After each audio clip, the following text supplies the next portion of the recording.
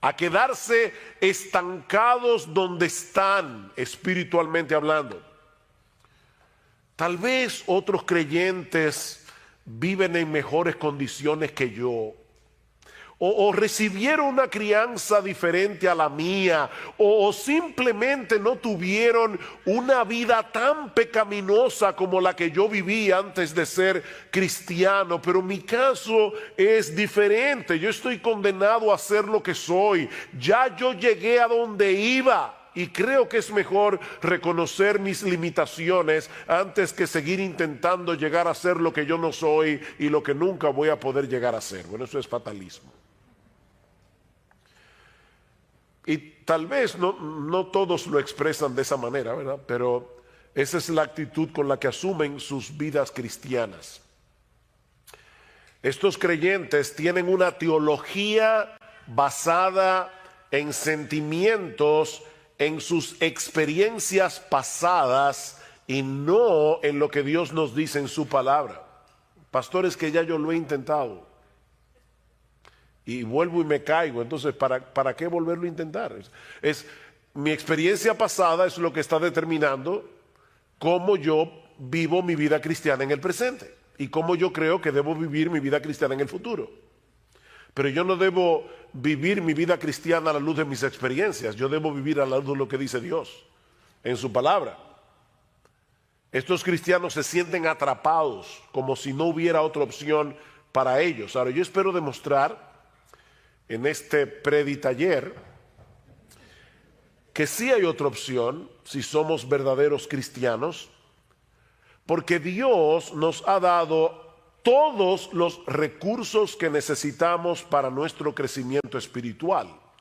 Y mañana vamos a hablar acerca de la suficiencia de las Escrituras y vamos a ampliar este tema, pero en esta tarde yo quiero decirles que ustedes no están condenados a quedarse donde están, ni yo tampoco. Solo que no existe ningún atajo en la carrera de la fe, ninguna experiencia mística o emocional que nos lleve a crecer espiritualmente de la noche a la mañana. No, mis hermanos, se trata de un proceso gradual que dura toda la vida por la obra del Espíritu Santo en nosotros a través de su palabra. Y de ahí la exhortación que nosotros encontramos en nuestro texto en el capítulo 2 de la primera carta del apóstol Pedro.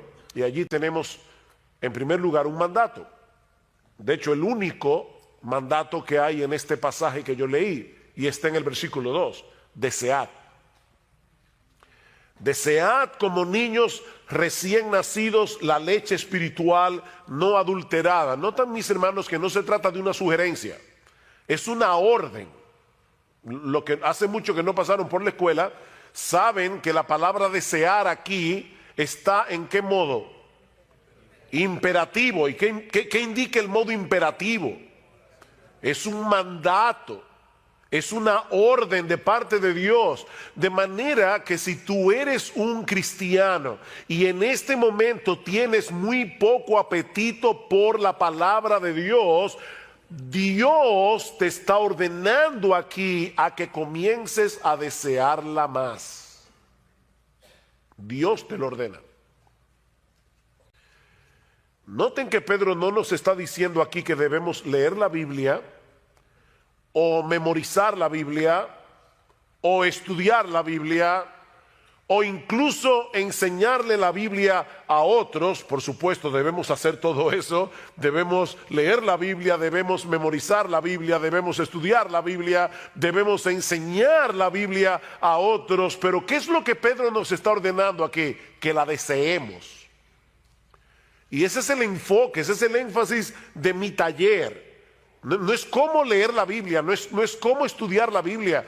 Lo que yo quiero que veamos en esta tarde es que debemos desear la Biblia, desear la palabra de Dios. Esta palabra transmite la idea de algo que se anhela fervientemente, algo que deseas con tal intensidad que ninguna otra cosa de este mundo sería capaz de satisfacer ese anhelo, el anhelo por la Biblia. Se trata de algo que percibes como una necesidad tan vital como el aire que respiras. De ahí la analogía o la comparación que usa Pedro. ¿Cómo debemos desear la leche espiritual de la palabra? ¿Cómo? Como niños recién nacidos. Y por si acaso, Pedro no nos está diciendo aquí que si tú eres un nuevo creyente, un niño que acaba de nacer en la fe, debes desear la palabra de Dios. No. No importa que tengas 5 meses de nacido o que tengas 80 años como cristiano. Todo creyente debe desear la leche espiritual no adulterada, como los niños recién nacidos desean la leche materna. No es que Pedro esté hablando de nuevos creyentes. No, él está diciendo a todos los cristianos deben desear la palabra de Dios como los niños recién nacidos desean la leche espiritual. Los niños nacen con un dispositivo puesto por Dios que los lleva a desear la leche materna como ellos no desean ninguna otra cosa de este mundo. Porque sus vidas dependen de eso. Por eso alguien decía que los niños vienen de fábrica con un desorden obsesivo compulsivo por la leche materna. Un desorden obsesivo compulsivo. Ellos no quieren otra cosa. Y ustedes ven que da risa porque las madres se preocupan mucho por el color de la frazada con el que ellas envuelven al bebé mientras los lactan.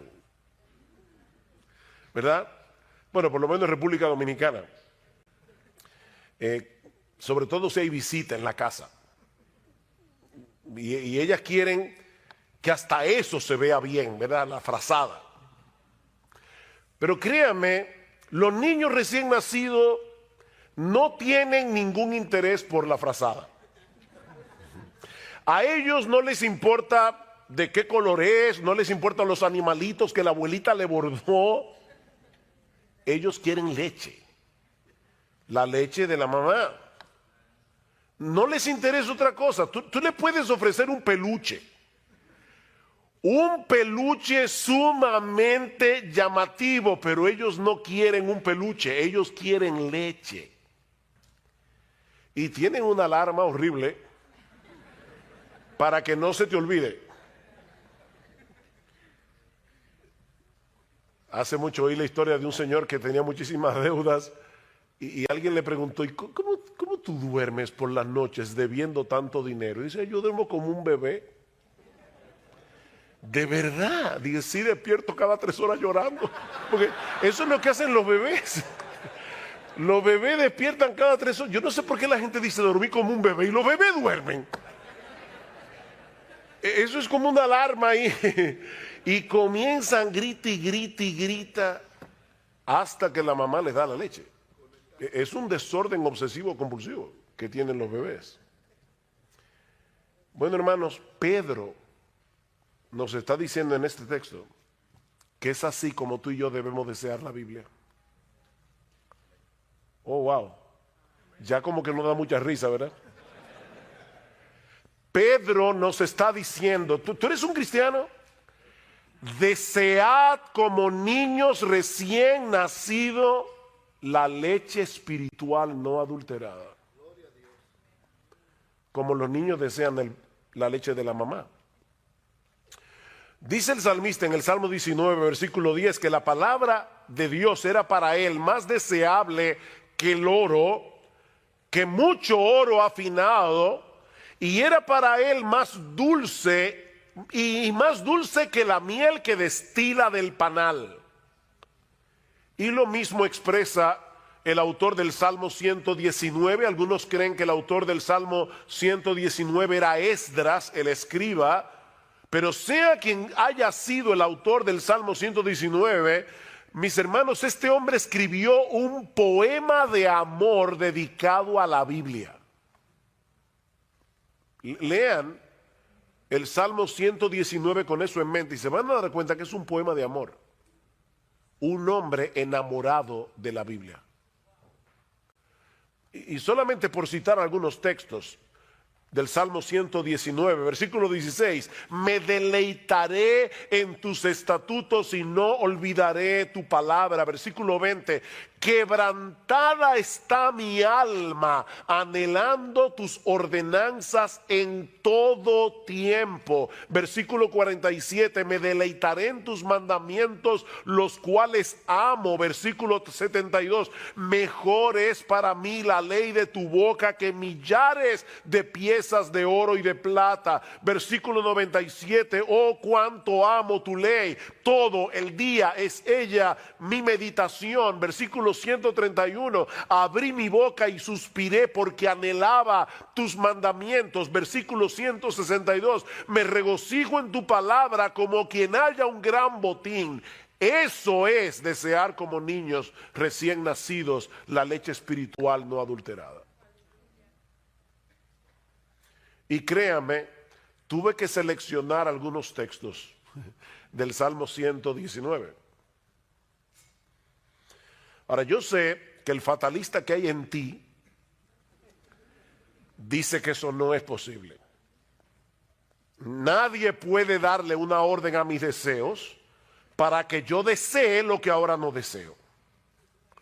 Es como pedirle a un paralítico que camine. Él no puede caminar por más que tú se lo ordenes, porque él tiene un problema que le impide caminar. Bueno, depende de quién se lo ordene. Porque en Juan capítulo 5 nosotros encontramos la historia de un paralítico que tenía 38 años sin poder caminar, pero Jesús le ordenó que caminara. ¿Y saben qué pasó? Él caminó. Así que sí se le puede dar una orden a un paralítico para que camine, depende de quién se la dé.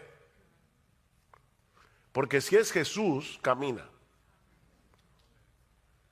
Y es Dios el que nos está dando la orden de que deseemos su palabra. Esa es la diferencia que hay entre la ley y el evangelio. En el evangelio hay mandamientos, lo mismo que en la ley.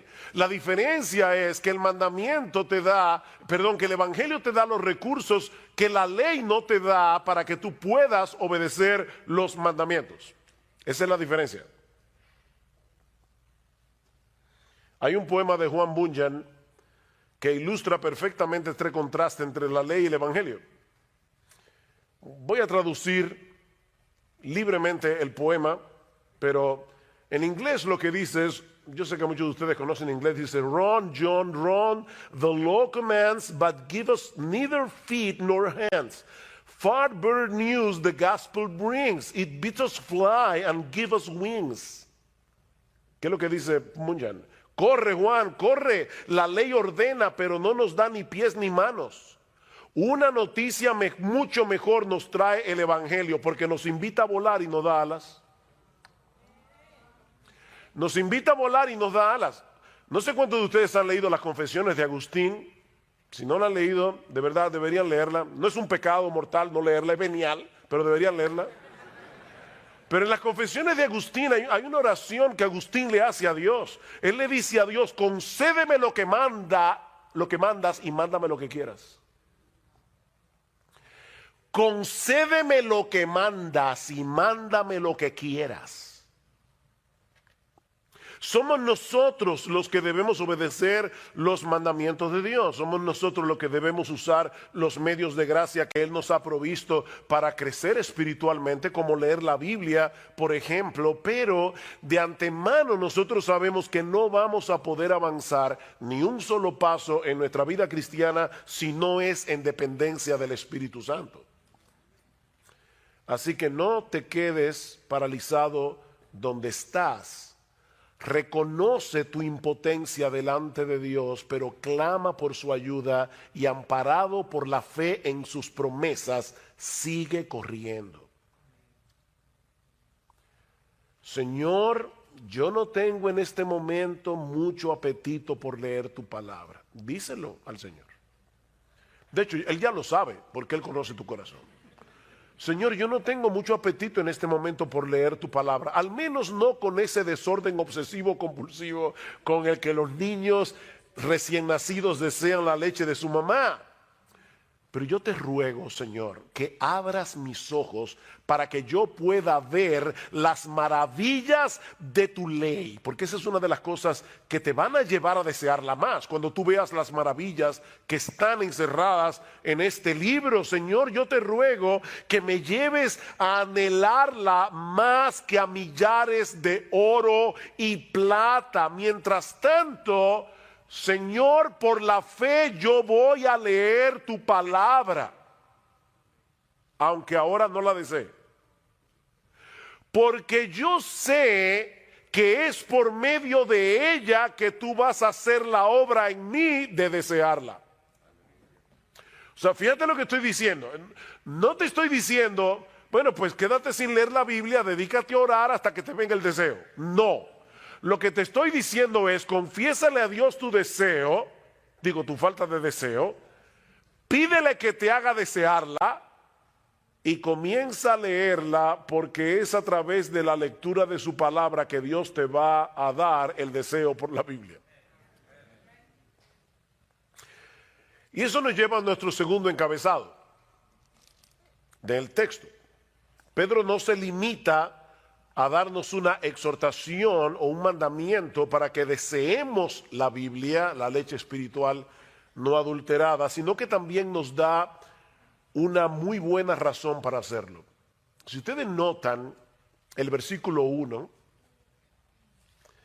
del capítulo 2, dice, desechando, ¿qué? Pues, desechando pues. ¿Ustedes recuerdan lo que decía Josías esta mañana de que porque la Biblia es inspirada, cada palabra cuenta? Bueno, aquí hay un pues que no está de más. De hecho, no sé cuántos de ustedes tienen la Biblia de las Américas. ¿Quiénes tienen aquí la Biblia de las Américas? Ok, ¿cómo comienza el capítulo 2? Porque no comienza de esta forma. ¿Cómo comienza? Por tanto. Exacto, comienza con un por tanto.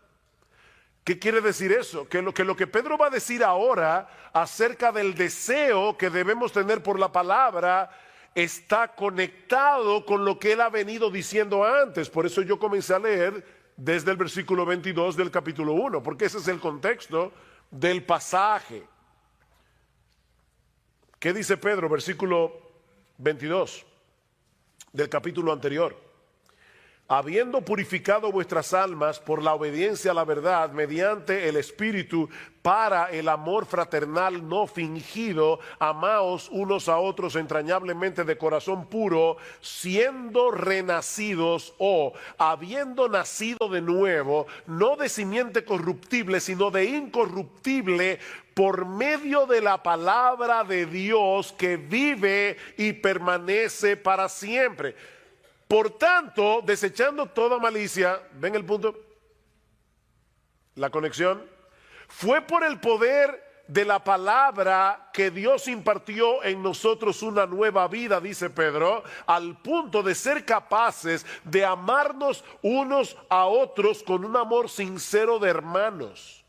O sea, la palabra de Dios es tan poderosa que a través de su palabra nuestros corazones fueron purificados, nuestros corazones fueron libertados de la esclavitud del pecado, fueron libertados del orgullo, fueron libertados del egoísmo. ¿No es eso lo que nos impide amar a los demás?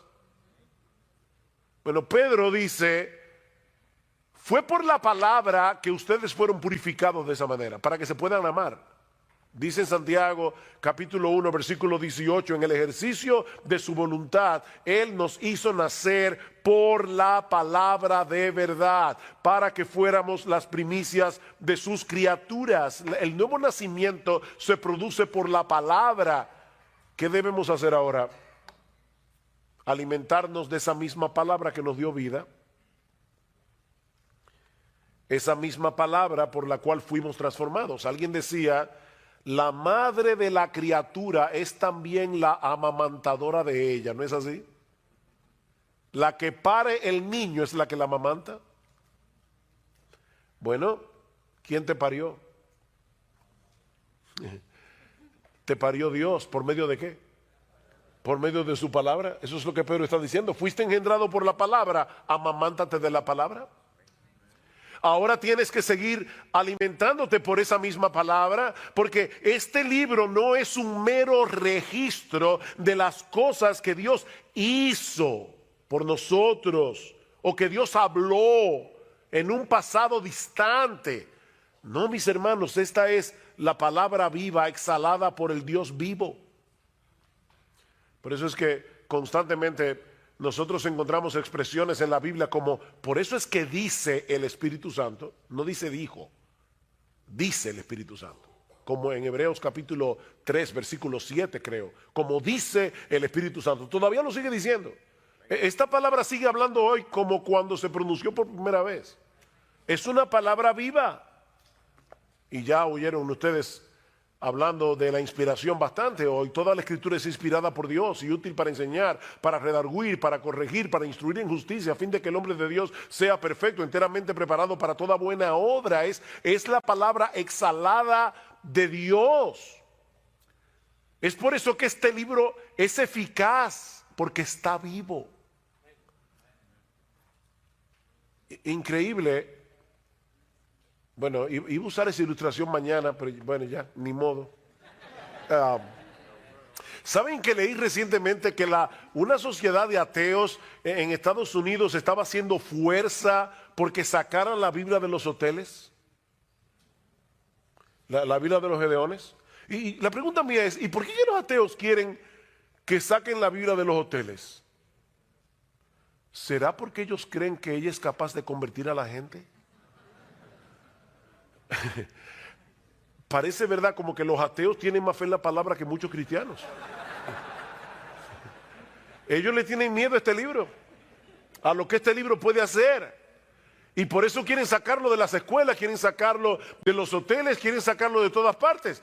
La palabra de Dios es viva y eficaz y más cortante que toda espada de doble filo. La palabra de Dios está viva. Este libro está vivo. Es un libro poderoso. O el texto que citó nuestro hermano Carballosa ahora, dice, por eso también nosotros sin cesar damos gracias a Dios, 1 Tesalónica 2:13, de que cuando recibisteis la palabra de Dios que oísteis de nosotros, dice, la aceptasteis no como la palabra de hombres, sino como lo que realmente es, estoy leyendo de las Américas, la palabra de Dios, la cual también hace su obra en vosotros los que creéis, hace su obra. Es una palabra viva. Dios sigue hablando hoy a través de su palabra para transformar la vida de aquellos que la reciben por medio de la fe. Esta es una palabra que nunca perderá su poder de transformar. Sigue diciendo Pedro en el capítulo 1, porque toda carne es como hierba, versículo 24, toda la gloria del hombre como la flor de la hierba se seca, la flor se cae, mas la palabra del Señor permanece para siempre. Y esta es la palabra que por el Evangelio os ha sido anunciada. Por tanto, desead como niños recién nacidos la leche espiritual no adulterada. La misma palabra que Dios usó para darnos vida es la misma que Él usa para sostener y fortalecer esa nueva vida. Y aunque el texto no lo menciona explícitamente, la persona divina que hace eso es el Espíritu Santo por medio de la palabra. Noten cómo Pedro comienza su primera carta, versículo 1, del capítulo 1. Pedro, apóstol de Jesucristo, a los expatriados de la dispersión en el Ponto, Galacia, Capadocia, Asia y Bitinia, elegidos según la presencia de Dios Padre en santificación del Espíritu para obedecer y ser rociados con la sangre de Jesucristo. Es el Espíritu Santo el que hace esa obra por medio de su palabra. De manera que si tú quieres ver a Dios obrando en tu vida, si tú quieres que Él se manifieste en tu vida, sumérgete en este libro. Porque es aquí y no en ningún otro lugar donde Él se manifiesta. Yo escucho personas Personas en el pueblo evangélico que quisieran tener alguna experiencia espectacular para poder sentir la presencia de Dios. No, ¿tú quieres encontrarte con Dios? Búscalo aquí. Oye, que no lo vas a encontrar en ningún otro lugar. Tú quieres encontrarte con Dios, búscalo en este libro. Aquí es donde Dios se revela. Ustedes recuerdan aquella famosa escena cuando Elías manda a matar a los profetas falsos de Baal, y él mismo sale huyendo al monte Carmelo y se esconde de la furia de Jezabel. Y dice que el Señor se le aparece en el primer libro de Reyes, capítulo 19. Escuchen lo que dice a partir del versículo 11. Y he aquí Jehová que pasaba, y un grande y poderoso viento que rompía los montes y quebraba las peñas delante de Jehová, pero Jehová no estaba en el viento. A los que les encanta la cosa, no, ahí no estaba Dios. Y tras el viento un terremoto, ahí sí. No, Jehová tampoco estaba en el terremoto. Y tras el terremoto un fuego, ahí sí, fuego es lo que queremos. No, Jehová no estaba en el fuego. Y tras el fuego un silbo apacible y delicado. Y cuando lo oyó Elías, cubrió su rostro con su manto y salió y se puso a la puerta de la cueva. Y he aquí vino a él una voz diciendo: ¿qué haces aquí, Elías? ¿Se dan cuenta? El Señor no estaba ni en el viento, ni en el terremoto, ni en el fuego. Él estaba en el sonido susurro apacible de su voz. Dios se manifiesta en su palabra, Él actúa por medio de su palabra, Él se revela en su palabra, Él allí nos da a conocer lo que Él ha hecho, hace y hará a nuestro favor. Es por eso que esta palabra no solo alimenta, es una palabra que deleita. Vean una vez más el versículo 3 del capítulo 2 de Primera de Pedro. Dice: si es que habéis gustado la benignidad del Señor. Y podemos traducirlo también: ya que habéis gustado. No es que lo pone en dudas, es una cláusula en griego que se puede traducir como algo afirmativo. Ya que habéis gustado de la bondad del Señor. ¿En qué ustedes creen que Pedro estaba pensando? ¿Qué texto bíblico del Antiguo Testamento creen ustedes que Pedro estaba pensando cuando escribió eso? Pueden decir el texto, aunque no sepan la calle ni el número de la casa. Gustad y ved que es bueno Jehová, dichoso el hombre que en él confía. Salmo capítulo 34, versículo 8. Probablemente Pedro estaba pensando en eso. Gustad, probad que Dios es bueno, es dichoso el hombre que confía en un Dios tan bueno como nuestro Dios. Ahora déjenme hacerles una pregunta. ¿En qué lugar nosotros podemos saborear la bondad del Señor? Porque Pedro y el salmista están diciendo: vengan y saboreen la bondad del Señor para que puedan confiar en Él. La pregunta que estoy haciendo es: ¿dónde nosotros podemos saborear la bondad del Señor? En la palabra de Dios. ¿Dónde fue que nos enteramos de que nuestro Dios nos había elegido para salvación desde antes de la fundación del mundo? Nos enteramos en su palabra. ¿En qué lugar fue que llegamos a conocer el carácter de Dios, al cual habíamos ofendido con nuestros pecados, pero también el plan que Él diseñó para poder darnos su justicia sin pasar por alto nuestra culpabilidad? ¿Dónde aprendimos eso? ¿En la Biblia? ¿Dónde podemos conocer las preciosas y grandísimas promesas de las que se nos habla en 2 de Pedro capítulo 1, versículos 3 y 4? Dejándonos ver en cada una de esas promesas la ternura de su bondad para con nosotros si somos sus hijos. ¿Dónde sabemos eso? ¿O dónde podemos saborear eso? En su palabra. Así que es una leche que alimenta pero es una leche que deleita. Es una leche que deleita. Miren, mis hermanos, nosotros deberíamos leer la Biblia todos los días. Todos los días. Pastores, que yo no tengo tiempo. Ok, déjame decírtelo tiernamente, no mientas.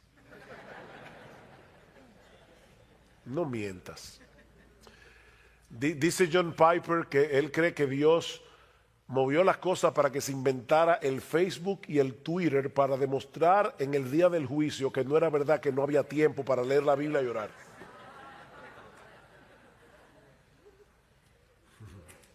No mientas. No hay tiempo. Lo que pasa es que el tiempo para leer la Biblia no se encuentra. Se hace en tu agenda. Tú tienes que apartar el tiempo para leer tu Biblia. Y debes hacerlo todos los días. Porque nosotros necesitamos este alimento todos los días. Nadie en su sano juicio dice, voy a comer una vez al mes. Eso sí, el día que coma me voy a dar un atracón. No.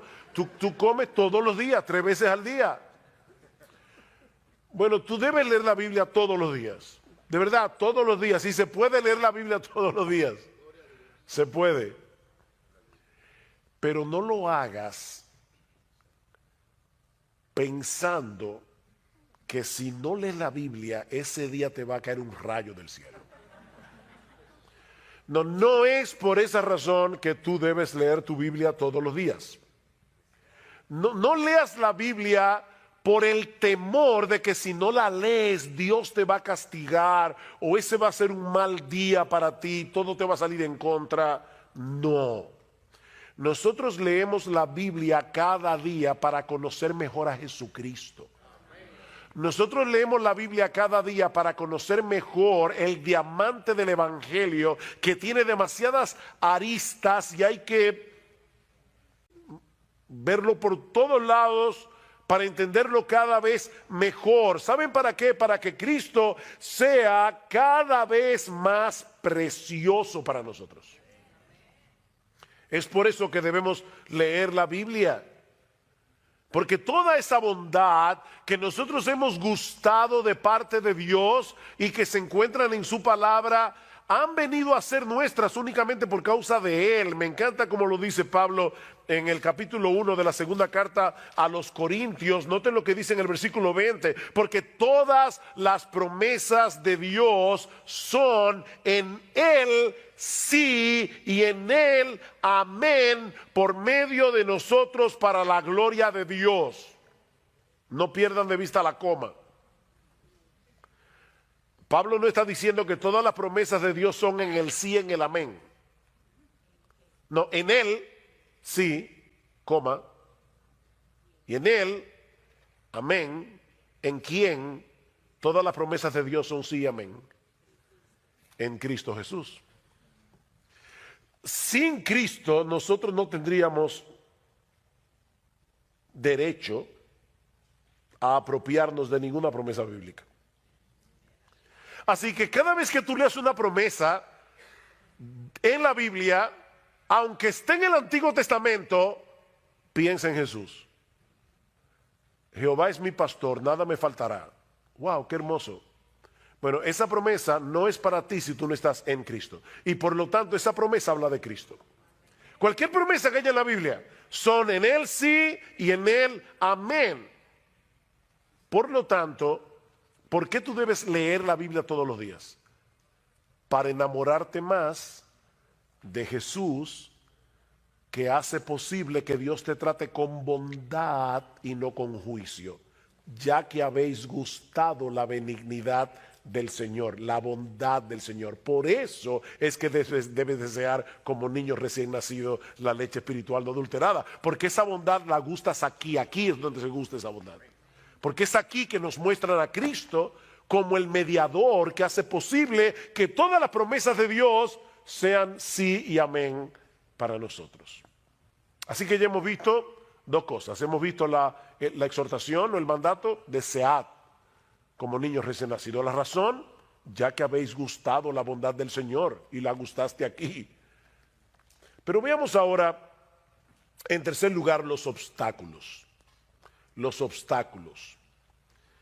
Hay algunas cosas que estropean nuestro apetito por la Biblia.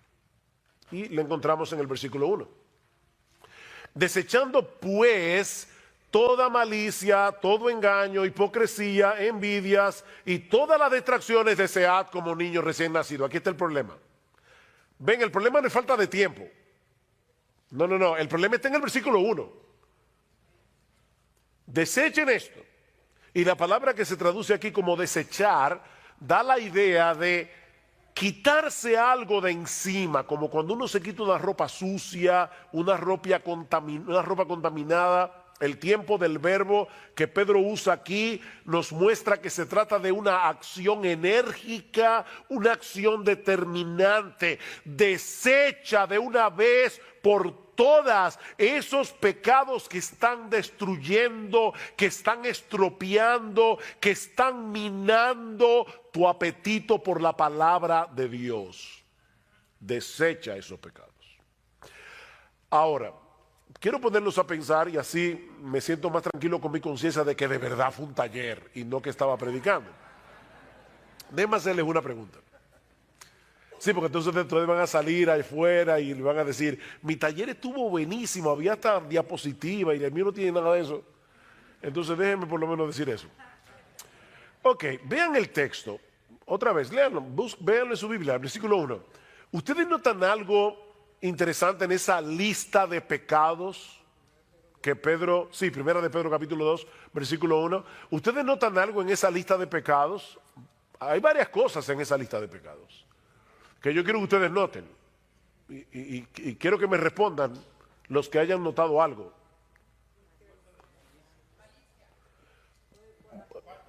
No, pero de la lista en sí, entera, ¿qué ven ustedes en la lista como un todo? Esa es la pregunta. Perdonen que usted no hice la pregunta correctamente. Bueno, son pecados, obviamente. Oh, perdón, ¿cómo fue? Todos los pecados que están ahí son relacionales. Hay un montón de pecados que Pedro ni menciona. Esta lista no es exhaustiva. Todos los pecados de los que Pedro está hablando allí son relacionales. Todos tienen que ver en nuestro trato unos con otros. Por ejemplo, ahí no se habla del adulterio, no se habla del homicidio. Bueno, el homicidio es contra otro, pero no se habla ahí de eso. Son pecados relacionales. Pecados que atentan contra el amor. ¿Por qué? Porque Pedro acaba de decir que la palabra de Dios purificó nuestras almas para el amor fraternal, no fingido, de manera que ahora nosotros formamos parte de una comunidad de santos donde nos ayudamos mutuamente, porque resulta que el crecimiento en la piedad no se hace solo. Nosotros necesitamos una comunidad para amar la palabra y para obedecer la palabra. Y ahora Pedro nos está diciendo, cuídate de esos pecados que te alejan de la iglesia, cuídate de esos pecados que te alejan de la comunidad de santos, porque esos mismos pecados te alejan de la Biblia. Porque Dios te salvó para que tú seas parte de una comunidad. La vida cristiana no puede vivirse en soledad. De manera que nosotros podemos englobar todos esos pecados en uno solo. No actúen en ninguna manera que sea contraria al amor fraternal. ¿Saben por qué? Porque eso afectará nuestro apetito por la palabra. Cuando tú tienes problemas relacionales, también tienes problemas con el Señor.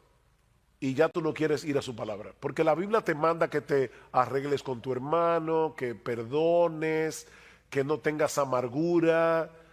La Biblia te manda todo eso. Entonces es difícil uno tener problemas con la gente y meterse en este libro. Échense de vosotros toda amargura, enojo, ira, gritería, maledicencia. Eso está en Efesios capítulo 4, versículo 32. Pastores, que yo no la puedo perdonar. No, otra mentira, tú no la quieres perdonar, eso es diferente. Entonces tú no puedes amar este libro y estar con problemas con todo el mundo, no puedes. Eso va a minar tu apetito por la Biblia.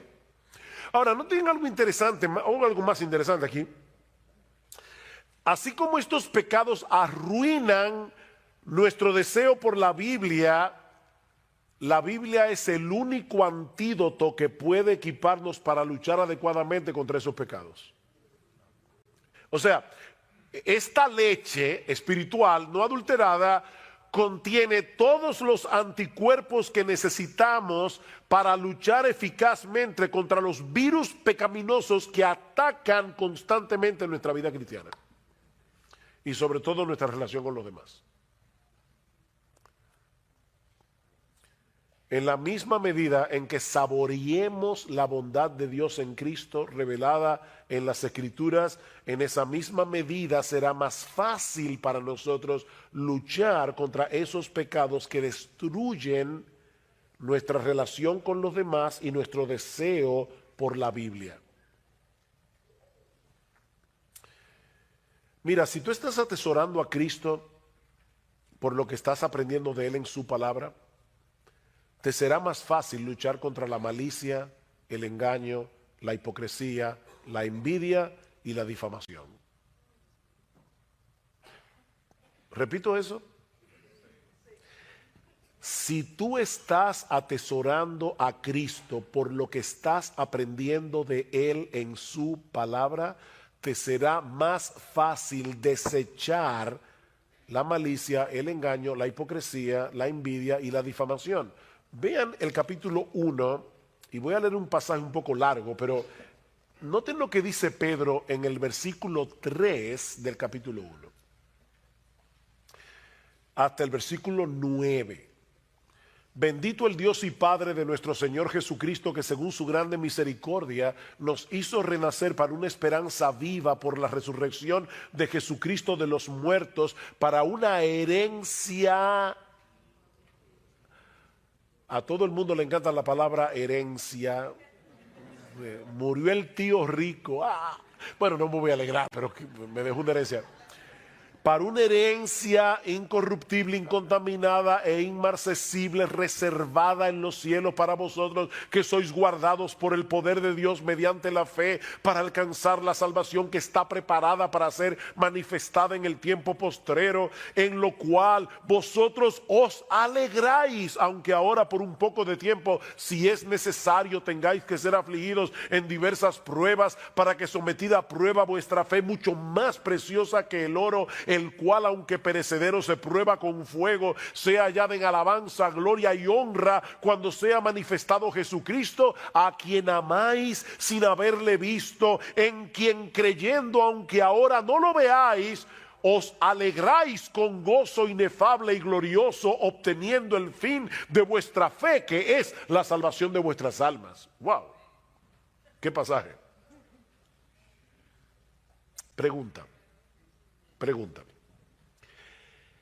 ¿Qué tiene que envidiarle a los demás una persona que ha sido hecha coheredera con Jesucristo y que está experimentando aquí y ahora ese gozo inefable y lleno de gloria del que Pedro está hablando ahí? Piénsenlo. Una persona que de verdad se está alimentando de lo que dice ahí, ¿cómo? ¿Y qué tú le vas a envidiar a otra persona? ¿Qué malicia vas a tener? La malicia de la que Pedro habla aquí es el deseo no solamente de tener lo que el otro tiene, sino de que él no tenga lo que yo no tengo. Somos bárbaros. Es increíble la maldad que hay en el corazón humano. No sé si han oído ese cuento indio, pero hay un cuento indio de un genio, de ese genio que se aparece y le dice al tipo, pídeme un deseo, no tres, uno. Pídeme un deseo, lo que yo quiera, lo que tú quieras. Pero te advierto que lo que tú me pidas, al vecino le voy a dar el doble. O sea, que si yo te pido $1.000.000, al vecino le doy 2. Una mansión, 2 mansiones al vecino. No, si es así, déjame pensarlo. Finalmente el tipo le dijo, déjame ciego de un solo ojo. Óigame. Es que mire, somos envidiosos. Nos molesta que el otro tenga lo que yo no tengo. Ahora, de verdad, y no me digan, no, pastor, yo desde que me convertí nunca he envidiado a nadie. Mentiroso, eso no es verdad. Pero lo que pasa es que la envidia es tan sucia que a la gente no le gusta reconocerla. Hermanos, una persona que está meditando en la Biblia y está viendo el diamante del Evangelio y todo lo que Dios nos ha provisto en Cristo, va a desechar toda malicia, engaño, hipocresía. Ven el punto, desead como niños recién nacidos, pero antes desecha todo aquello. Para que puedas desear la leche espiritual. Pero hay algo más en el texto que ya hemos mencionado, pero que ahora vamos a enfocar de manera más particular, aunque brevemente. Perdona, ¿qué hora fue que empezamos? No, en serio, no es relajo. ¿Ah?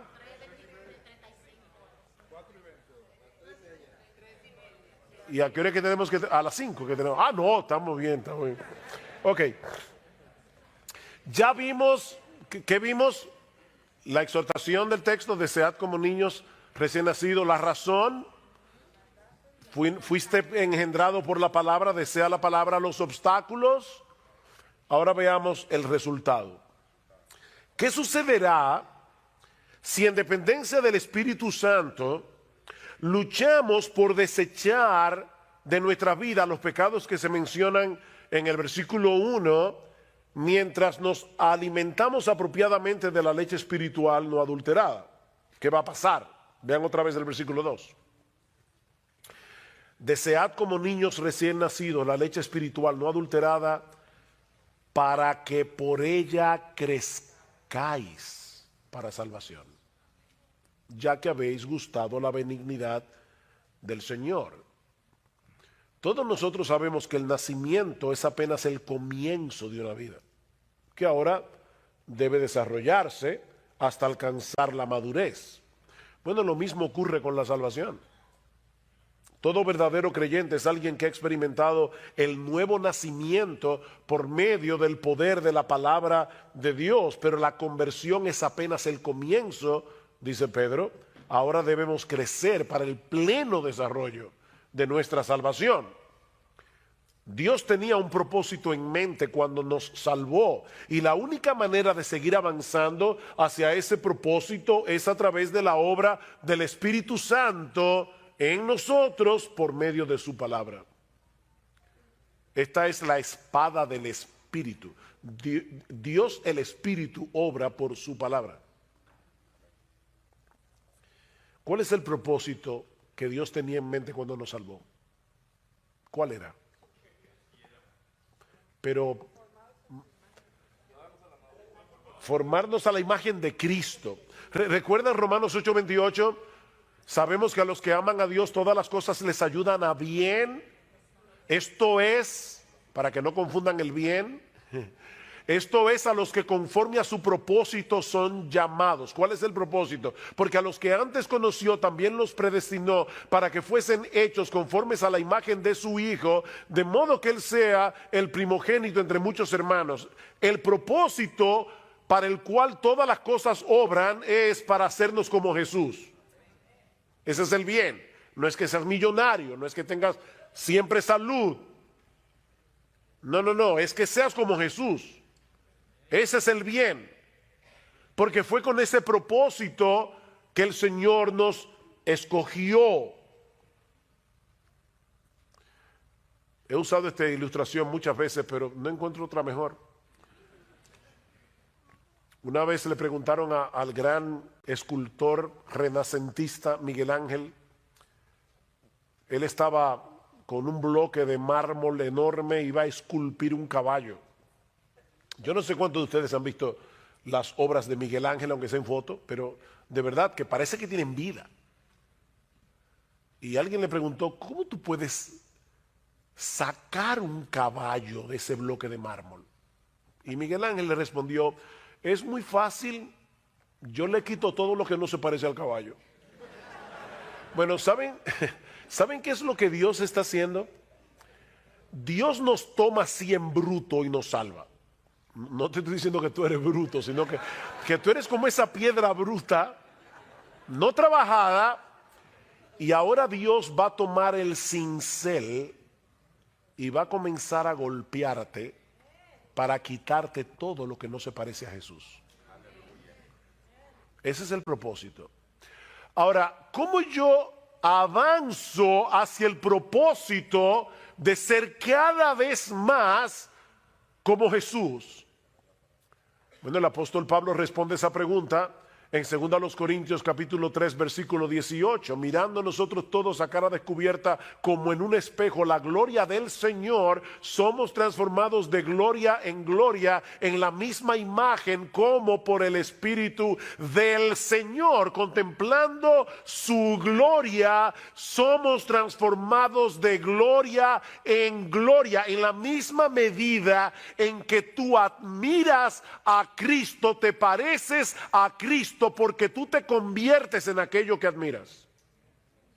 ¿Por qué ustedes creen que las personas imitan a los artistas? ¿Por qué quieren comprar donde ellos compran, usar la ropa que ellos usan? ¿Por qué? Porque tú te conviertes en lo que admiras. Bueno, si tú admiras la gloria de Cristo, te vas a parecer cada vez más a Él. Mirando su gloria, somos transformados de gloria en la misma imagen. Ahora la pregunta es, ¿y dónde nosotros vemos la gloria de Jesús? En la palabra de Dios, en el Evangelio. Si nuestro evangelio está encubierto, entre los que se pierden está encubierto, en los cuales el Dios de este siglo cegó el entendimiento de los incrédulos para que no les resplandezca la luz del evangelio de la gloria de Cristo. El evangelio de la gloria de Cristo, que es la imagen de Dios. Es en el evangelio donde brilla como en ningún otro lugar la gloria de Jesús. Bueno, es por eso que nosotros debemos desear como niños recién nacidos la leche espiritual no adulterada. El raquitismo espiritual no es una opción. Pedro concluye su segunda carta diciendo que creced en la gracia y en el conocimiento de nuestro Señor Jesucristo. Esto no es una opción. Y eso solo puede suceder a través de una dieta regular y constante de la leche espiritual no adulterada. Ningún creyente puede darse el lujo de dejarse alimentar regularmente de la palabra de Dios, así como ningún bebé puede dejar de beber la leche de su mamá o algún sustituto. Solo que en este caso no hay sustituto, porque esta es la única Biblia. La nueva vida en Cristo comenzó con la palabra, se sostiene y se fortalece con esa misma palabra. No existe otro medio. Necesitamos ver a Cristo en la palabra para deleitarnos en Él, para crecer en nuestra admiración por Él, porque es así como somos transformados de gloria en la semejanza suya.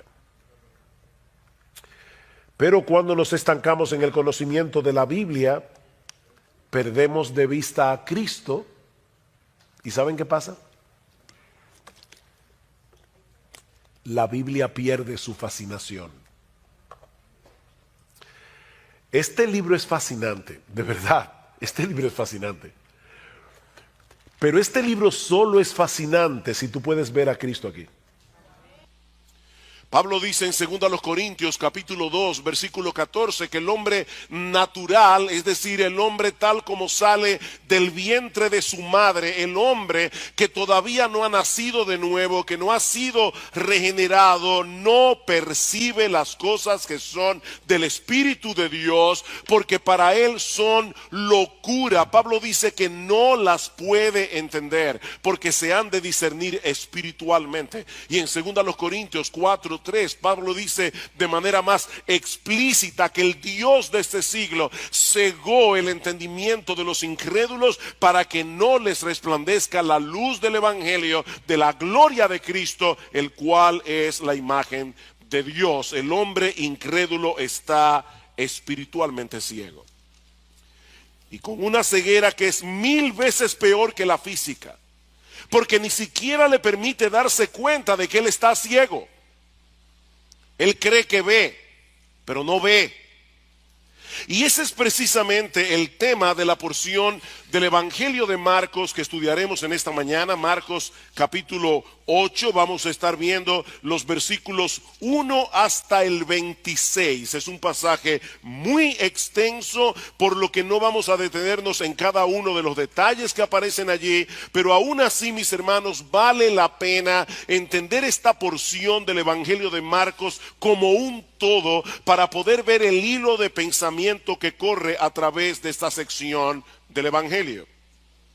Este capítulo comienza con un incidente similar al que nosotros vimos hace varias semanas atrás en el capítulo 6 de Marcos, cuando el Señor alimentó a una gran multitud con 5 panes y 2 peces. Por eso hemos titulado esta primera escena una lección repetida para un grupo de alumnos de lento aprendizaje. ¿Qué es lo primero que nosotros tenemos en los versículos 1 al 9 del capítulo 8 del Evangelio de Marcos? Una lección repetida para un grupo de alumnos de lento aprendizaje. Marcos capítulo 8, versículos 1 al 3. En aquellos días, es decir, que Marcos está conectando lo que él ha venido describiendo del ministerio de Jesús en esa región llamada Decápolis, al otro lado del Jordán. Dice, en aquellos días, cuando de nuevo había una gran multitud que no tenía que comer, Jesús llamó a sus discípulos y les dijo: tengo compasión de la multitud, porque hace ya 3 días que están conmigo y no tienen que comer. Y si los despido sin comer a sus casas, desfallecerán en el camino, pues algunos de ellos han venido de lejos. El Señor Jesucristo se encuentra todavía, como decía hace un momento, en esta región de Decápolis con sus discípulos, un territorio poblado mayormente por gentiles. Y Marcos nos dice que una vez más, de nuevo, dice en el versículo 1, se reunió en torno a él una gran multitud que no tenía que comer. ¿Cuánto desearíamos los pastores siempre tener congregaciones así? ¿Ustedes se imaginan? 3 días aquí predicando la palabra y que a ustedes se les olvide que no tienen que comer. Eso sería fantástico. Pero después me desperté. Estas personas, es que yo quiero que ustedes noten esos pequeños detalles que aparecen en el Evangelio de Marcos. Estas personas, mis amados hermanos, se habían absorbido tanto en las enseñanzas de Jesús durante 3 días que aparentemente no se habían dado cuenta que sus provisiones se habían comenzado a agotar y ellos estaban en un lugar desértico, así que era una situación desesperada, y Marcos dice que eso movió al Señor a compasión. Y la palabra que se usa aquí, la palabra griega, significa literalmente que a Jesús se le removieron las entrañas. Algunos habían venido desde muy lejos, por lo que no iba a ser fácil para ellos encontrar provisiones, y Jesús sabía que ellos podían colapsar en el camino. Eso es lo que significa literalmente la palabra desfallecer en el versículo 3. Jesús sabía que ellos iban a colapsar si se iban a sus casas, y mis hermanos, ¿saben lo que eso nos enseña? Que el Señor Jesucristo es un Salvador compasivo. Él no se conmueve únicamente por nuestros problemas espirituales y eternos. Él también está consciente, Él también está atento a nuestros problemas terrenales y temporales. Él no es indiferente al hambre, Él no es indiferente a la enfermedad, y eso lo vemos una y otra vez en los evangelios. Su corazón es movido a misericordia ante todo tipo de necesidad, ante todo tipo de sufrimiento. Ahora, lo interesante que nosotros vemos en este pasaje es que Él quiere desarrollar en los suyos, es decir, en ti y en mí, esa misma clase de compasión, esa misma clase de misericordia. Y es por eso que en el versículo 2 el Señor comparte su inquietud con los discípulos. Le dice, tengo compasión de la multitud. Y de paso es la primera vez y la única vez en los evangelios donde se dice eso del Señor, de la boca del Señor mismo. O sea, los evangelistas dicen que Él tenía compasión. Pero ahora es Cristo el que está abriendo su corazón y dice, tengo compasión. Tengo compasión por esta multitud, porque hace ya 3 días que están conmigo y no tienen qué comer. Él comparte esta inquietud con los discípulos, pero mis hermanos, como sucede muchas veces, donde Jesús ve una oportunidad, nosotros vemos un problema. Y cuando vemos el problema, perdemos la oportunidad. ¿Cómo reaccionaron los discípulos? Versículo 4. Sus discípulos le respondieron, ¿y dónde podría alguien encontrar lo suficiente para saciar de pan a estos que están aquí en el desierto? De verdad que hay momentos que uno está leyendo los evangelios y uno saca exclamaciones. Yo no sé tú, pero a veces yo digo, ¿what? Déjame hacerte una pregunta. Si tú hubieras estado allí en ese momento, ¿cuál habría sido tu respuesta a los discípulos? Imagínate, ¿te acuerdas la serie El Túnel del Tiempo? Algunos se acordarán. Bueno, imagínate que tú puedes tomar el túnel del tiempo y llegar a ese momento particular con el conocimiento que tú tienes ahora de los evangelios, y más particularmente con el conocimiento que tienes del evangelio de Marcos, y escuchas a los discípulos hacerle esta pregunta a Jesús: ¿de dónde vamos a sacar comida para que coman todos estos? ¿Qué tú les habrías respondido? Bueno, yo no sé tú, pero probablemente yo les hubiera dicho, ¿cómo que de dónde? De ese Señor de gloria que puede multiplicar unos cuantos panes y unos cuantos peces y convertirlos en un banquete. Jesús puede hacer eso. Bien, esa es la respuesta correcta. Pero ¿saben qué, mis amados hermanos? Yo me temo que de haber estado allí, lo más probable es que tú y yo habríamos reaccionado exactamente como ellos lo hicieron. Exactamente. Tenemos un serio problema, tú y yo tenemos un serio problema para aplicar lo que conocemos del Señor. Cuando estamos en un momento difícil, cuando estamos en medio de la prueba, cuando estamos en medio del dolor, se nos olvidan los principios bíblicos, se nos olvida la teología. Pero ya hablaremos de eso dentro de un momento. Ahora, lo sorprendente de esta historia, mis hermanos, es que el Señor no desecha a sus discípulos por causa de su torpeza, y eso es una buena noticia, sino que con toda paciencia les repite la misma lección que le había dado en el capítulo 6, versículo 5. Y Él les preguntó, ¿cuántos panes tenéis? Y ellos respondieron, 7. Entonces mandó a la multitud que se recostara en el suelo, y tomando los 7 panes, después de dar gracias, los partió y los iba dando a sus discípulos para que los pusieran delante de la gente, y ellos los sirvieron a la multitud. También tenían unos pocos pececillos, aparentemente sardinas, y después de bendecirlos, mandó que estos también los sirvieran. Todos comieron y se saciaron, y recogieron de lo que sobró de los pedazos 7 canastas. Los que comieron eran unos 4,000, y los despidió. Marcos no nos dice cómo fue que operó el poder de Jesús para hacer este milagro, y eso es algo que siempre me lo he preguntado. ¿Sería que al partir el pan crecía el otro pedazo? ¿O sería que en la canasta donde estaban los 7 panes y los pocos pececillos comenzaron a aparecer de la nada panes y peces? Nosotros no lo sabemos. Y ¿saben qué, mis amados hermanos? No tiene la menor importancia, porque sea de un modo o de otro, el punto es que el Señor alimentó milagrosamente a un montón de personas con 7 panes y unos pocos pececillos. Es el mismo que en el principio creó de la nada con el poder de su palabra los cielos y la tierra. Él estaba allí ese día, encarnado en persona, y sigue siendo el mismo en el día de hoy. Un Salvador compasivo y todopoderoso. Marcos dice en el versículo 9 que eran 4,000 personas. Y Mateo, en el pasaje paralelo, en Mateo 15:38, dice que ese cálculo fue sin contar las mujeres y los niños. ¿Cuántas personas habían allí? Probablemente más de 15,000. Y aún así sobraron 7 canastas llenas de comida. Y de paso, mis hermanos, la palabra que usa Marcos aquí para canasta no es la misma que se usa en el pasaje anterior, en el capítulo 6. Esta era una canasta, como nosotros tenemos una fuerte influencia norteamericana.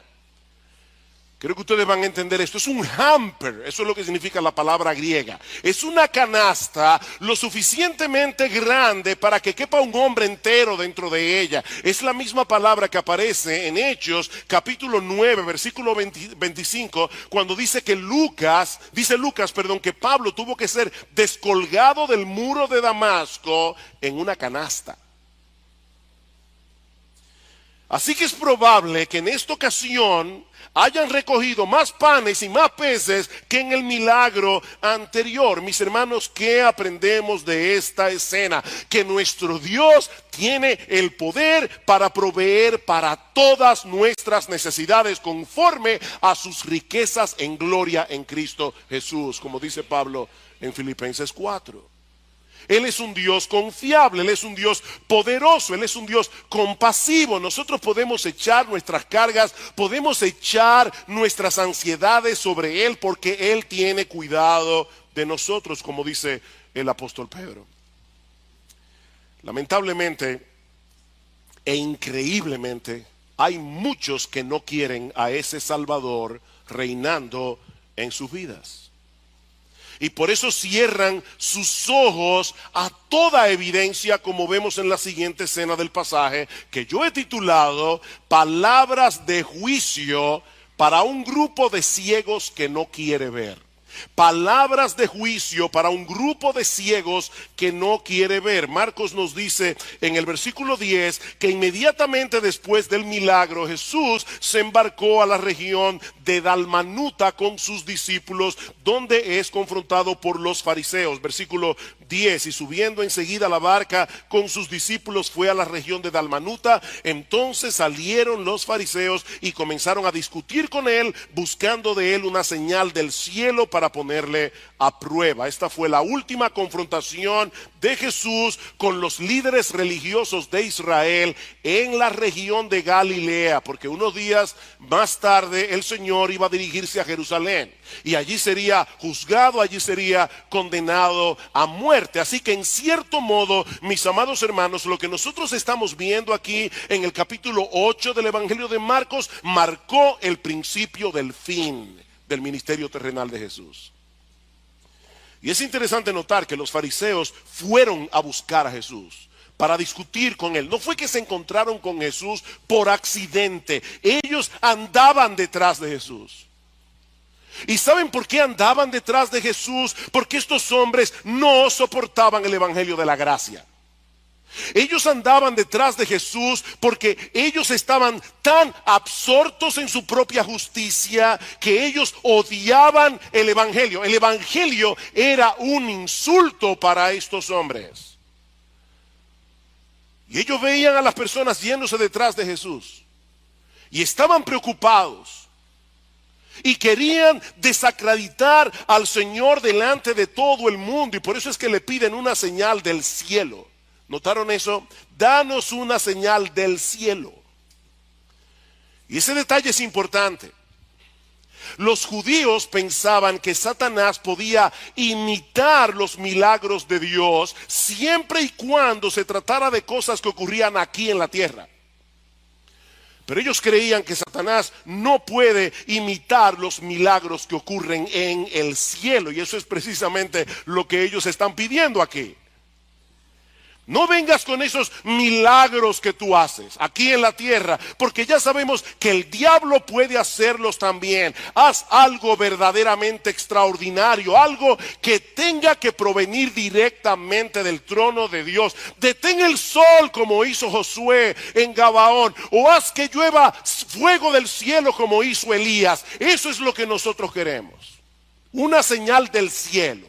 No venga con un milagrito aquí, no. ¿Cuál fue la respuesta de Jesús a esta ridícula petición? Versículo 12. Suspirando profundamente en su espíritu, dijo: ¿por qué pide señal esta generación? En verdad os digo que no se le dará señal a esta generación. Y dejándolos, se embarcó otra vez y se fue al otro lado. Mira, si tú vas delante de alguien y le demandas algo y su reacción es un profundo suspiro, déjame decirte algo, puedes estar seguro que lo que sigue no será nada bueno. Ese suspiro de Jesús fue una fuerte reprensión a este grupo de hombres que había determinado rechazarle a él como el Mesías profetizado en el Antiguo Testamento, no importa las evidencias que lo señalaban a él como el Mesías. Ahora, hermanos, para poder entender lo que está sucediendo aquí, es necesario que nosotros vayamos al capítulo 6 del Evangelio de Juan. No tienen que buscarlo, pero luego del primer milagro de la multiplicación de los panes y los peces, los judíos le hicieron a Jesús una petición similar. Dice en Juan capítulo 6 versículo 30, ¿qué señal haces tú para que veamos y te creamos? Nuestros padres comieron el maná en el desierto, como está escrito, pan del cielo les dio a comer. Y Jesús les dijo: de cierto os digo, no os dio Moisés el pan del cielo, mas mi Padre os da el verdadero pan del cielo, porque el pan de Dios es aquel que descendió del cielo y da vida al mundo. En otras palabras, Jesús les está diciendo: ¿ustedes creen que Dios autenticó a Moisés porque les dio a comer el maná en el desierto? No, yo soy el verdadero pan que descendió del cielo para darles vida. En una forma todavía más clara, lo que Jesús está diciendo es: ustedes me están pidiendo a mí que les dé una señal y no se están dando cuenta que yo soy la señal. Yo soy la señal. Si ustedes no creen, a pesar de lo que han visto en mí, no van a creer de ningún modo, porque no existe una señal más convincente que yo. Yo soy la señal. Mis hermanos, piensen en esto por un momento. El Dios del cielo se hizo hombre. ¿Ustedes se imaginan eso? El Dios del cielo se hizo hombre. El Dios del cielo vivió una vida perfecta. El Dios del cielo llevó a cabo milagros extraordinarios como la multiplicación de los panes y los peces. Predicó la palabra como nunca nadie lo ha hecho ni lo hará jamás. Y todavía le estaban pidiendo evidencias de que él era un enviado de Dios. ¿Saben por qué Jesús no respondió a la demanda de los fariseos? Porque ellos no necesitaban más pruebas, ellos necesitaban arrepentimiento. Ellos no necesitaban más pruebas. Leí en estos días algo que dijo el famoso ateo pensador francés Voltaire. Él dijo una vez, oigan esto: si aún llegara a suceder que ocurriera un milagro en un mercado abierto ante 1,000,000 de testigos confiables, preferiría desconfiar de mis sentidos que admitir el milagro. ¿Qué les parece? ¿Cuál es el peor ciego? El que no quiere ver. No hay peor ciego que el que no quiere ver. Esa es la acusación de Pablo a toda la raza humana en el capítulo 1 de su carta a los romanos. Dios se ha revelado a través de la creación y lo ha hecho de una manera inconfundible, pero el hombre ha decidido detener con injusticia la verdad. El hombre detiene con injusticia la verdad. Él sabe que Dios existe, él sabe que Dios creó los cielos y la tierra, él lo sabe en el fondo de su corazón, pero él pretende vivir como si no lo supiera. Él se hace el tonto. Yo decía, ayer puse un Twitter. Sí, yo uso Twitter. Un Twitter que decía, no es por ser más inteligente que los incrédulos son incrédulos, es porque son deshonestos intelectualmente. Son deshonestos intelectualmente. En Juan capítulo 3 dice, la luz vino al mundo. Ese es el problema, la luz vino al mundo. ¿Y qué hicieron los hombres? Amaron más las tinieblas que la luz. Mis hermanos, eso es trágico. Esta petición ridícula de los fariseos evidenciaba tal dureza de corazón, tal obstinación contra la verdad, que no valía la pena hacer el menor esfuerzo para tratar de convencerlos de lo contrario. Marcos dice que el Señor los dejó y se fue hacia el otro lado del mar. Y mis hermanos, esto no fue un simple traslado de un lugar a otro, esto fue un abandono. Esa es la idea. El Señor es muy paciente, muy paciente.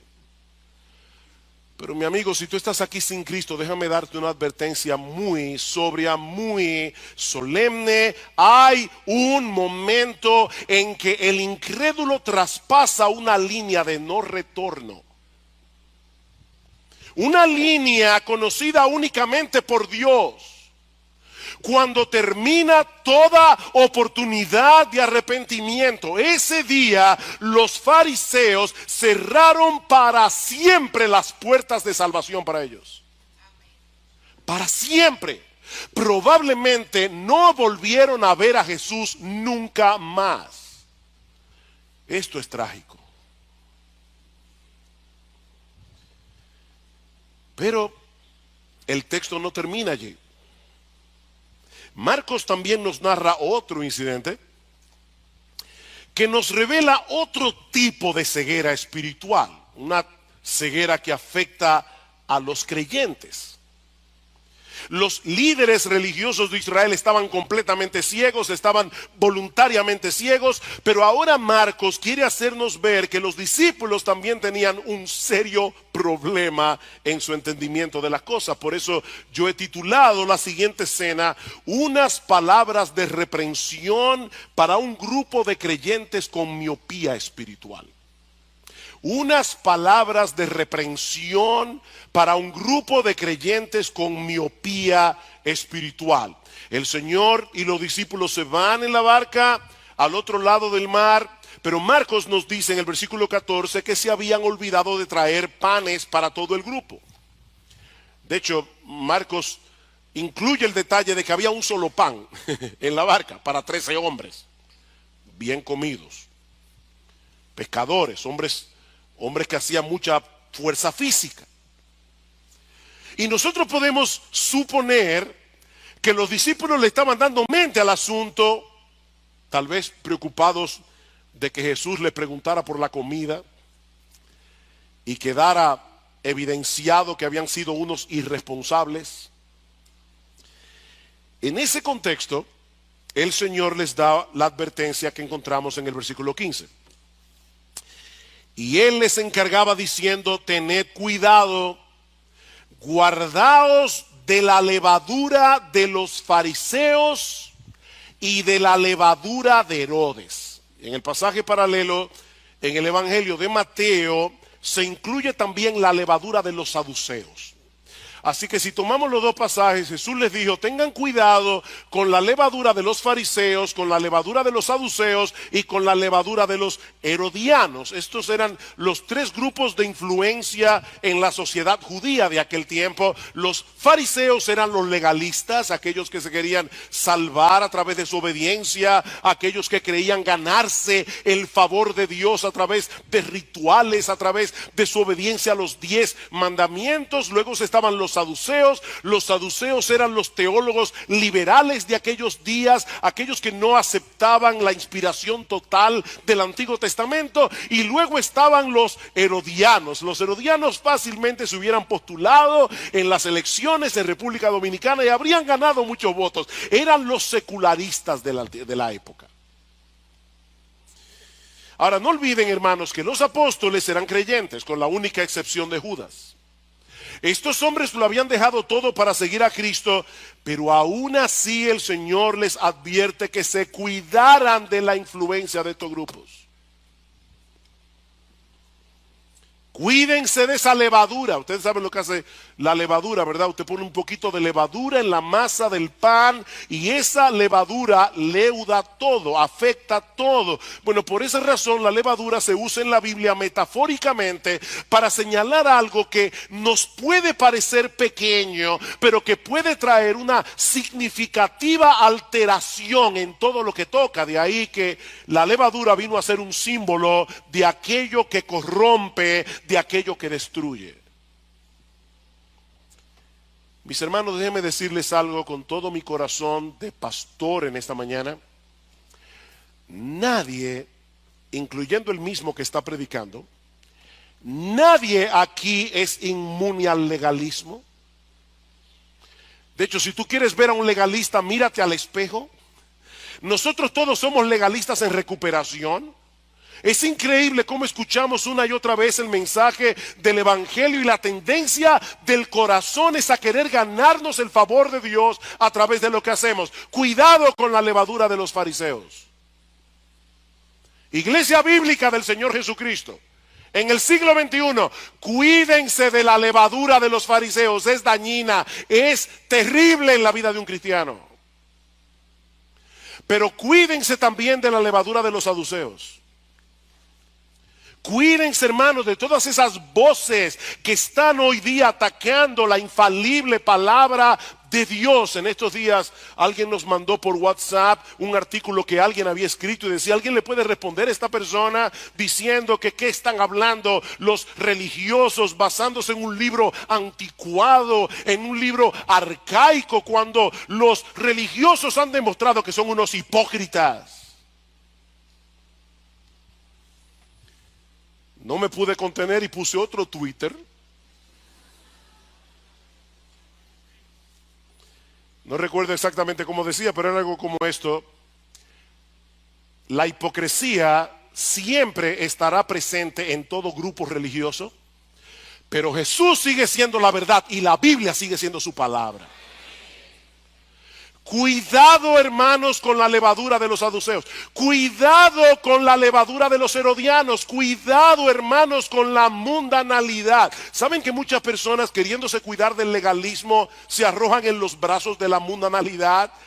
Y ninguna de las dos cosas son buenas, son terribles para el alma, son levadura que corrompen. Y si no estamos alertas, mis queridos hermanos, si no estamos en guardia, fácilmente podemos ser arrastrados por cualquiera de estos vientos de doctrina, como dice Pablo en Efesios 4. Pero ese no es el punto central de esta historia, así que debo resistir la tentación y no seguir hablando de este tema, porque el punto principal de esta historia es la reacción de los discípulos a la advertencia de Jesús. Versículo 16. Y ellos discutían entre sí que no tenían panes. Hermanos, no pierdas el hilo de la historia para que entiendas lo que está sucediendo aquí, y por eso es que quise predicar de estos 26 versículos juntos, porque es que están conectados. El Señor acaba de repetir el milagro de la multiplicación de los panes y los peces, no se olviden eso.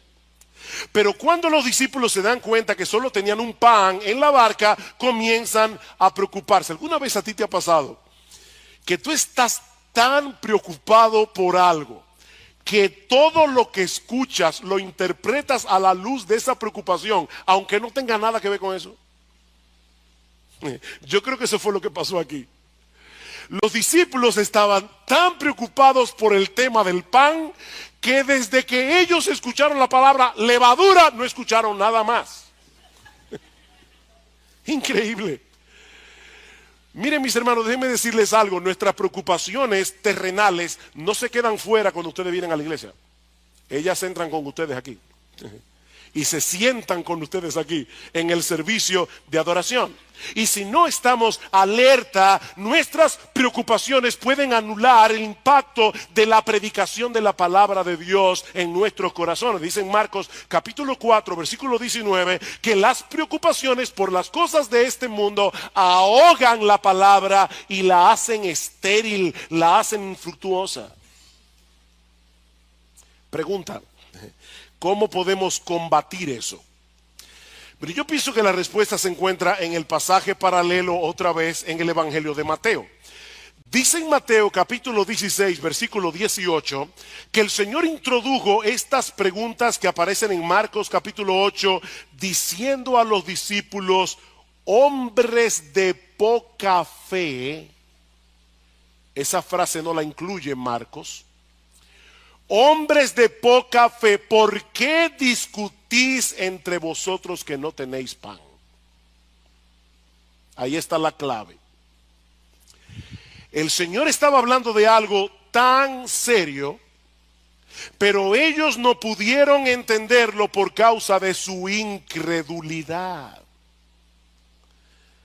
La preocupación que tenían por la falta de pan no era más que un resultado de su falta de fe. Y esa falta de fe que producía preocupación entorpecía su entendimiento. Versículo 17. Dándose cuenta, Jesús le dijo: ¿por qué discutís que no tenéis pan? ¿Aún no comprendéis ni entendéis? ¿Tenéis el corazón endurecido? El Señor quiere despertar a sus discípulos a la realidad de que un corazón regenerado, un corazón nacido de nuevo, puede padecer cierto grado de endurecimiento, puede padecer cierto grado de insensibilidad espiritual que no nos permite entender ni asimilar la palabra de Dios. Versículo 18. Teniendo ojos no veis, y teniendo oídos no oís. Ellos tenían ojos, ellos tenían oídos. Cristo les había abierto los ojos en la conversión, pero no estaban viendo. Déjenme hacerles una pregunta, hermanos. ¿Qué cita bíblica está usando Jesús aquí? Teniendo ojos no veis, y teniendo oídos no oís. Isaías capítulo 6. Una cita que Jesús había usado en Marcos capítulo 4, versículo 11 al 12, para decir a los fariseos de su época: por ustedes, dijo Isaías, teniendo ojos no veis, teniendo oídos no oís. Solo que aquí el Señor le está aplicando a los discípulos. El Señor les está diciendo: ¿están ustedes reaccionando como los incrédulos? ¿No recordáis, versículo 18, no recordáis cuando partí los 5 panes entre 5,000? ¿Cuántas cestas llenas de pedazos recogisteis? Y lean el texto con un poco de imaginación. 7. Imagínate. ¿Cuánto? 7. Y cuando partí los 7 panes entre los 4,000, ¿cuántas canastas llenas de pedazos recogiste? Ellos dijeron, en la primera fueron 12, ahora fueron 7. Y les digo: ¿aún no entendéis? Mis hermanos, cuidado con ser excesivamente duros con los discípulos sin reconocer al mismo tiempo que muchas veces nosotros somos como ellos. Nos resulta tan difícil conectar los puntos. Olvidamos tan fácilmente.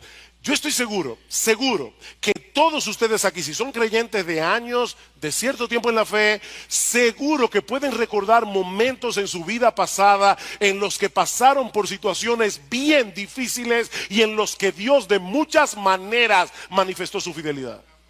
Seguro. Yo estoy de eso. Pero entonces viene otro problema. Y olvidamos por completo lo que Él hizo por nosotros en aquella ocasión. Mis hermanos, somos tan lentos para aprender. Pero Jesús es tan paciente para instruirnos. Y me encanta cómo concluye este relato en el Evangelio de Mateo. Dice en Mateo capítulo 16, versículo 12, entonces entendieron que no les había dicho que se guardaran de la levadura del pan, sino de la doctrina de los fariseos y de los saduceos. Finalmente entendieron algo. Porque su ceguera era parcial, era temporal, no como la de los fariseos. Por eso hay un pequeño detallito en el versículo 17 y en el versículo 21, un adverbio que no debemos pasar por alto. Aún no comprendéis. Versículo 21, y les dijo, aún no entendéis, todavía no entendéis. Ese todavía nos da esperanza. Todavía no entendéis. El Señor no se cansa. Mis hermanos, aquellos que tienen luz de la palabra de Dios deben anhelar con todo su corazón tener más luz.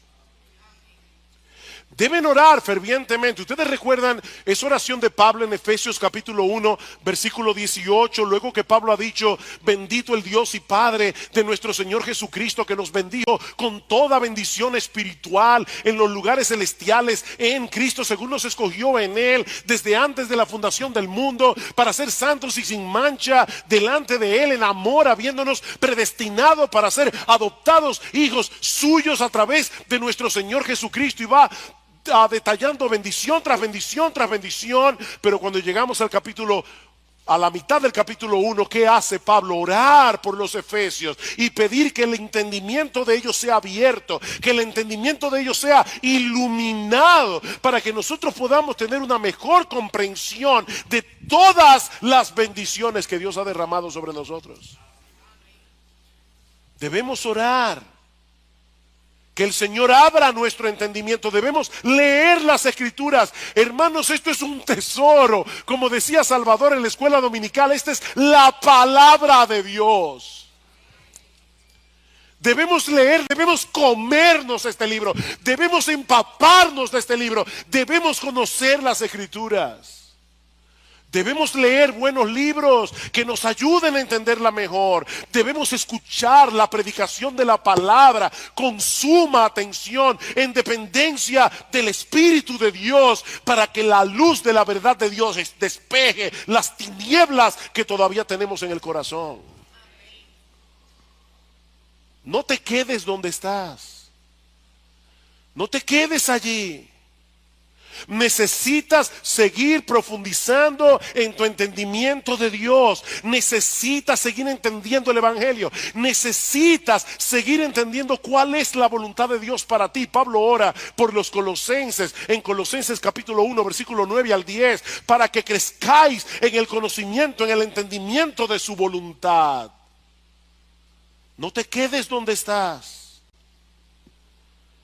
Sobre todo porque tú no estás solo en ese camino.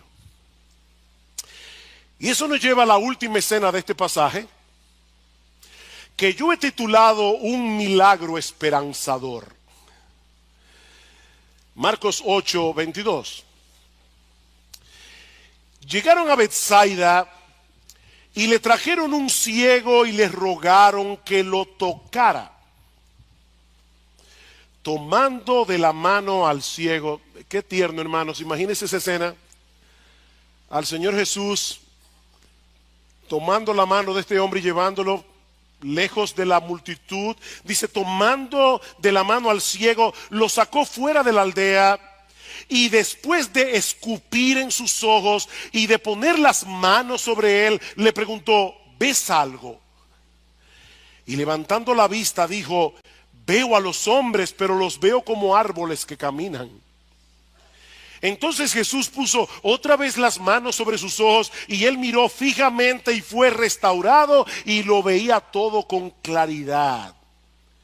Y lo envió a su casa diciendo, ni aún en la aldea entres.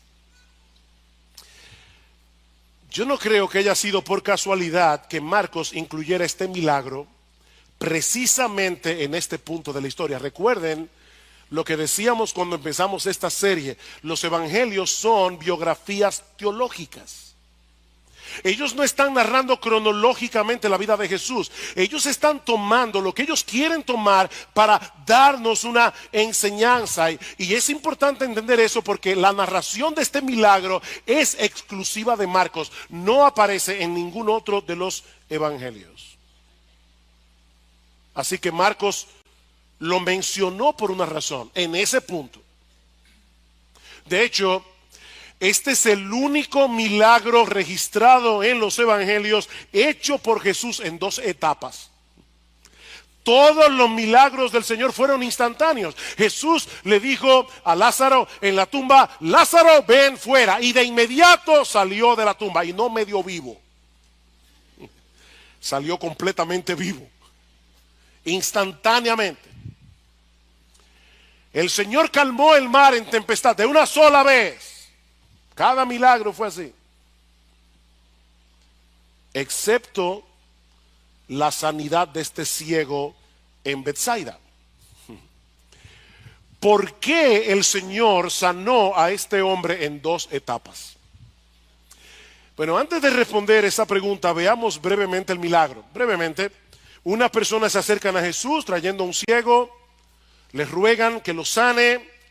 El Señor, ya vimos, lo toma de la mano, lo saca fuera de la aldea, probablemente para no hacer de esta sanidad un espectáculo. Jesús quería tratar con este hombre de una manera muy personal.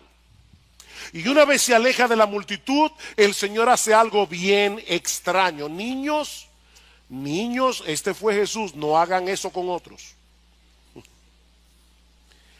Como dicen a veces los anuncios de cosas peligrosas, no intenten hacer esto en casa.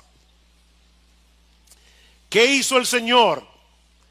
Escupió los ojos del ciego.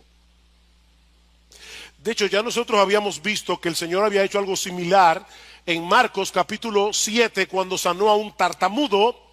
Probablemente, recuerden, este hombre está ciego.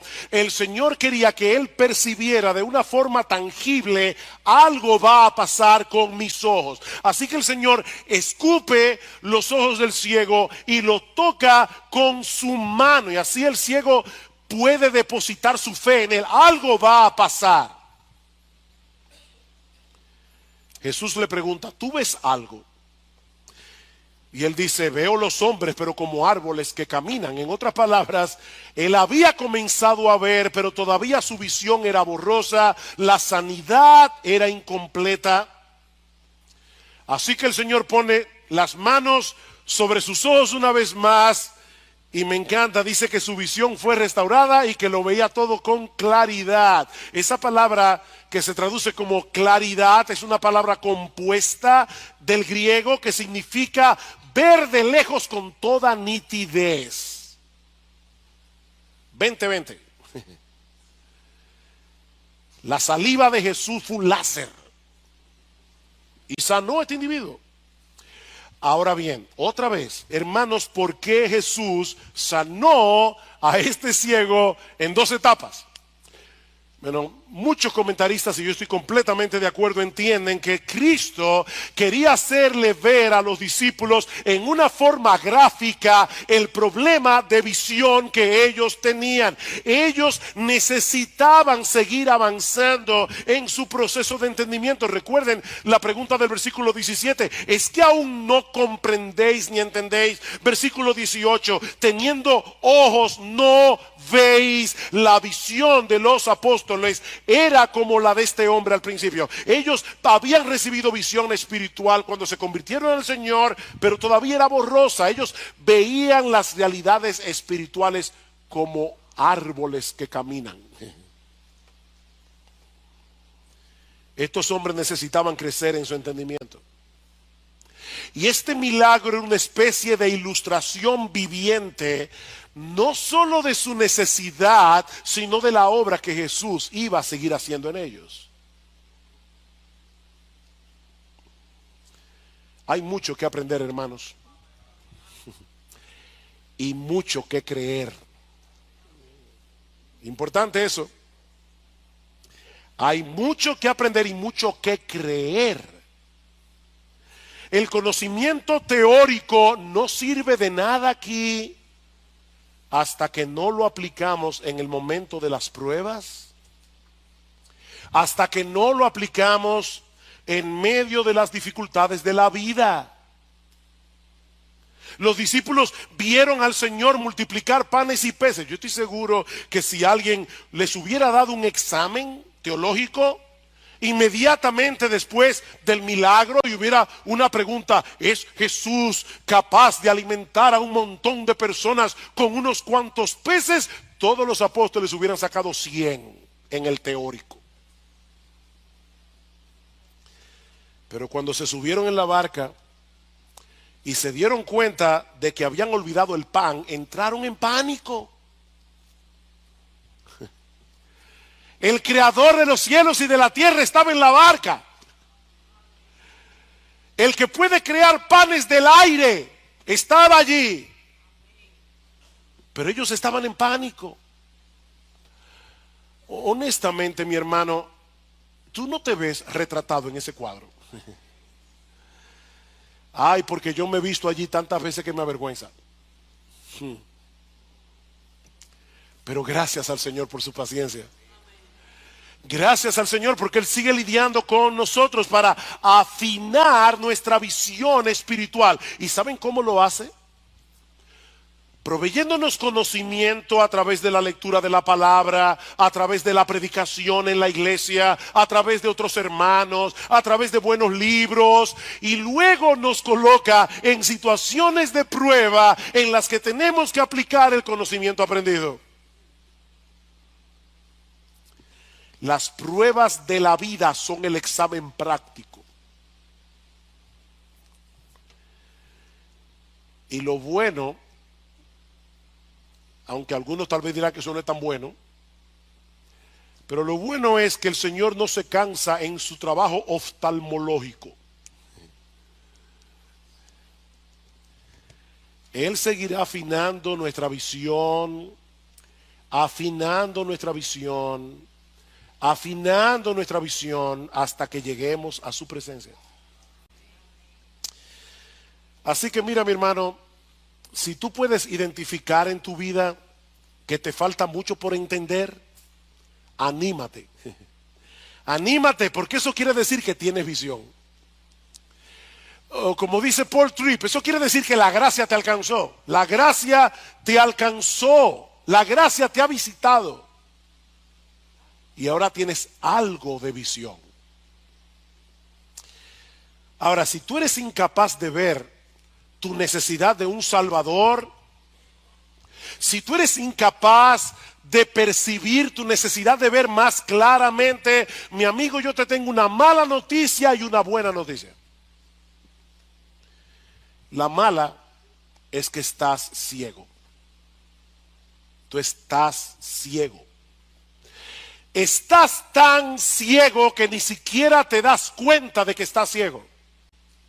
Estás tan ciego que tú no puedes ver que no puedes ver. Tú crees que ves, pero no ves. Esa es la mala noticia. La buena es que Dios te trajo hoy aquí para que escuches ese diagnóstico. Dios te trajo aquí para que tú sepas cuál es el estado de tu alma. Dios te trajo aquí en esta mañana. Dios te trajo, mi amigo. Yo no sé quién te invitó. Dios te trajo aquí para que veas la necesidad que tienes de visión, para que veas la necesidad que tú tienes de venir a Cristo en arrepentimiento y fe. Tú necesitas un Salvador. Tú necesitas al Salvador. Dice el Señor en Juan capítulo 8, versículo 12, yo soy la luz del mundo. Yo soy la luz del mundo. El que me sigue no andará en tinieblas, sino que tendrá la luz de la vida. Mi amigo, ¿por qué andar a tientas y a oscuras cuando la luz de este mundo te está ofreciendo en esta mañana abrirte los ojos del entendimiento en este mismo instante, gratuitamente por gracia, por medio de la fe? ¿Por qué andar a tientas y a oscuras? Por eso yo decía que este es un milagro esperanzador, porque nos muestra el poder de Cristo para restaurar la visión que el hombre ha perdido por causa del pecado. Mi amigo, Cristo puede darte visión aquí y ahora. Si confías enteramente en Él, si miras hacia Él como tu única esperanza de salvación.